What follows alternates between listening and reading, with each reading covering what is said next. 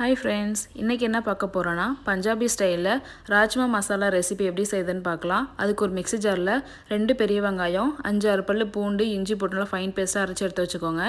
2 தக்காளி போட்டு நல்லா ஃபைன் பேஸ்டா அரைச்சு எடுத்து வச்சுக்கோங்க. இப்போ ஒரு கடாயில கொஞ்சமா எண்ணெய், பட்டை, கிராம்பு, ஏலக்காய், சோம்பு, பிரியாணி இலை, 3 வரமிளகாய், முன்னாடியே அரைச்சு வச்சிருந்த வெங்காயம் விழுது, தக்காளி விழுது எல்லாத்தையும் போட்டு நல்லா வதக்கிட்டு கொஞ்சமா மஞ்சள்தூள், 1 spoon வரமிளகாய்த்தூள், 1 spoon garam masala, 1 spoon Kashmiri மிளகாய்த்தூள், 1 ஸ்பூன் மல்லித்தூள் போட்டு நல்லா வதக்கிட்டு கொஞ்சமாக உப்பு ஆட் பண்ணி நல்லா எண்ணெய் பிரிஞ்சு வர வரையிலும் நல்லா வதக்கிக்கோங்க. முன்னாடியே வேக வச்சிருந்த ராஜ்மா போட்டு கொஞ்சமாக தண்ணி ஆட் பண்ணி 10 மினிட்ஸ் நல்லா தட்டு போட்டு மூடிக்கோங்க. நல்லா எண்ணெய் தண்ணி சுருண்டு வந்ததுக்கப்புறம் கடைசியாக கட் பண்ணி வச்சுருந்த வெங்காயம், கஸ்தூரி மேத்தி இல்லைனா கொத்தமல்லி இலை தூவி நம்ம இப்போ சர்வ் பண்ணிக்கலாம். இது வந்து சப்பாத்தி, பூரி, ஃப்ரைட் ரைஸ் எல்லாத்துக்குமே சூப்பராக இருக்கும்.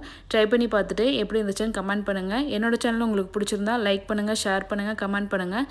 மறக்காமல் சப்ஸ்கிரைப் பண்ணிக்கோங்க. தேங்க்யூ.